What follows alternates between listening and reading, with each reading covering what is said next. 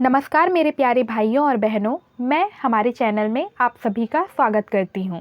अगर आप सभी ने अभी तक हमारे चैनल को सब्सक्राइब नहीं किया होगा तो कृपया कर लीजिए और नोटिफिकेशन भी ऑन कर लीजिए ताकि हमारे हर वीडियो का नोटिफिकेशन जो है वो आप सभी को मिलता रहे। क्या आप जानते हैं छत्तीसगढ़ में एक ऐसी भी जगह है जिसे देश का नागलोक कहा जाता है। बताया जाता है कि यहाँ के पूरे इलाकों में जहरीले सांपों के पूरे गांव बसते हैं और देश में सांपों के लिए इससे मुफीद दूसरी कोई जगह नहीं है। यहाँ की जो वातावरण है वो सांपों के लिए बेहद अच्छा है और इसी वजह से यहाँ पे जहरीले सांप जो है वो बहुत अधिक संख्या में पाए जाते हैं। हम बात कर रहे हैं छत्तीसगढ़ के नागलोक के बारे में, जो है तपकरा।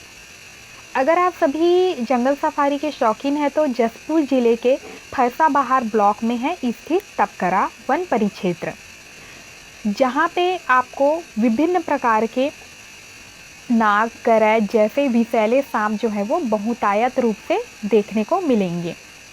और ये झारखंड और उड़ीसा के अंतर्राज्यीय सीमा पर स्थित है तपकरा वन परिक्षेत्र। यहाँ पर घने वनों से घिरा हुआ क्षेत्र है और तपकरा को छत्तीसगढ़ में नागलोक के नाम से भी पहचाना जाता है। यहाँ की जो भौगोलिक परिस्थिति जो है वो अनुकूलित है सांपों के लिए, इसीलिए यहाँ पे विभिन्न प्रकार के प्रजातियों के जो विषैले सांप है वो मिलते हैं। छत्तीसगढ़ का जो जशपुर जिला है वो सांपों की बहुलता के लिए प्रसिद्ध है। जशपुर ज़िले में सांपों की लगभग 70 से भी ज़्यादा जो प्रजातियां हैं वो मौजूद हैं और ऐसी प्रजातियां यहाँ पे शामिल है जो देश भर में यहीं पाई जाने वाली जो है दुर्लभ प्रजाति जो है वो स्थित है। और यहाँ पे मुख्य रूप से कोबरा की लगभग 4 अलग अलग प्रजातियाँ जो है वो पाई जाती है। और दुनिया में सबसे जहरीले जो सांप के नाम से मशहूर है किंग कोबरा की भी प्रजातियाँ जो है वो यहाँ पाई जाती है। इसके अलावा यहाँ पर वाइपर, मांबा जैसे सांप जो है वो भी यहाँ पे पाए जाते हैं। अब जानते हैं कि यहाँ पर जो सांपों की जो प्रजातियाँ हैं वो बहुलता से पाए जाने का कारण क्या है। तो यहाँ पे दरअसल जो जशपुर जो अंचल है वहाँ की जो मिट्टी है वह भुरभुरी मिट्टी है, जो कि सांपों के रहने के लिए बहुत ही अनुकूलित होता है। और यहाँ पे खेतों में मौजूद जो दीमक की बाम्बी में बड़ी संख्या में जो सांप है वो रहते हैं। मतलब जो दीमक का जो भोड़ू होता है वे जो हैं वो अधिक पाए जाते हैं। जहाँ पे जो सांप रहते हैं वे वहाँ पे घर बनाकर उसके अंदर जो है वो रहते हैं और वहीं वे प्रजनन की जो प्रक्रिया है उसे भी करते हैं। और जशपुर के पत्थलगांव, फरसाबहार और जो तपकरा क्षेत्र हैं वहाँ 100 से अधिक जो गांव हैं उनके जो खेत खलिहान हैं वहाँ पे बहुत ही ज़्यादा संख्या में जो भोड़ू है या जो दीमक का बाम्बी है वो अधिकतर संख्याओं में पाए जाते हैं, जो कि वहाँ पे जहरीले जो सांप है वे निवास करते हैं। अधिकतर गाँवों में खेत खलिहानों और घरों में जो नाग व कैरात जो होता है वह सबसे जहरीले सांप के प्रजाति में आता है, जो कि यहाँ पे देखने को मिल जाता है, जो कि आसानी से गांव के अंदर खेत खलिहान में अधिकतर देखने के लिए मिलता है। और यहाँ पे जो सर्पदंश का जो मामला है वह अंधविश्वास और झाड़ फूक से संबंधित रहता है और जिसके कारण अधिकतर यहाँ पे लोगों की जो है वो मौत हो जाती थी, जिसको देखते हुए कलेक्टर डॉक्टर रवि मित्तल जो हैं वो सभी प्रभावित गांवों को चिन्हित करके वहाँ पे स्वास्थ्य राजस्व अमल भेजकर जागरूकता जो है वो अभियान चलाया था, जिसके अंतर्गत उन्होंने अस्पतालों में एंटीवेनम इंजेक्शन को उपलब्ध कराया था ताकि जो सांप से मौत होने के जो मामला है वो सबसे ज़्यादा जशपुर में ही है। और लगभग इस वर्ष में लगभग 269 जो मामले हैं, 269 जो मामले हैं उसमें से लगभग 243 मरीजों को सकुशल जो है वो बचाया गया है इसी के तहत। और इसी को देखते हुए सरकार ने उसे नागलोक उसका पहचान जो है वो देने की बात की है।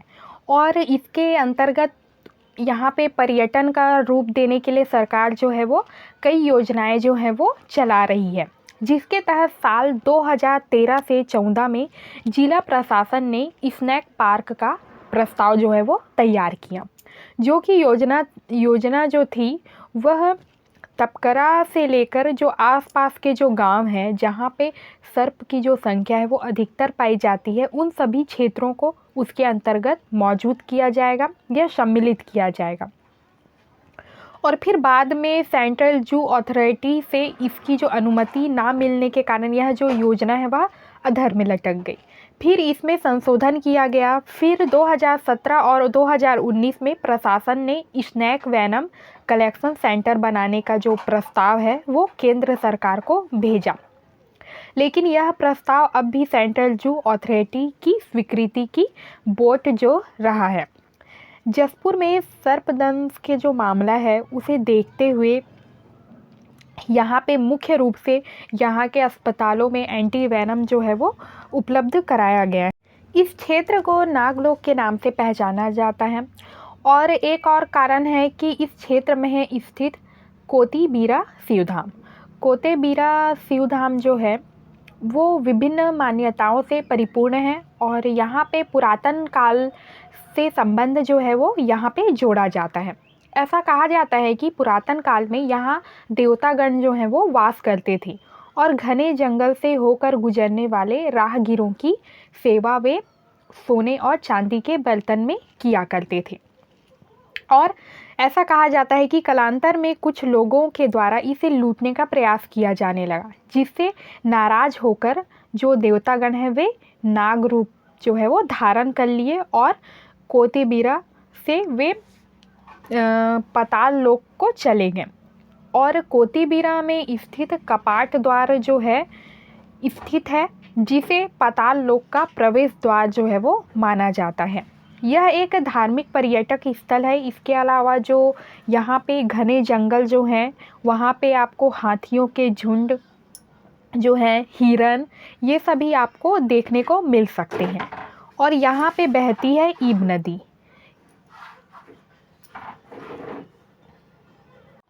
और इसी वजह से यहाँ पे नाग पंचमी और शिवरात्रि में बड़ी भीड़ लगती है और यहाँ पे मेले का जो आयोजन जो है वो किया जाता है। और यहाँ पे मुख्य रूप से नाग पंचमी में यहाँ पे सपेरों के द्वारा अलग अलग प्रजातियों के सांप जो है वो लोगों को दिखाए जाते हैं। कोतिबेरा जो है वो एक आस्था का केंद्र है, जो कि एक रहस्यमयी शिव मंदिर है जो कई रहस्यों से घिरा पड़ा है।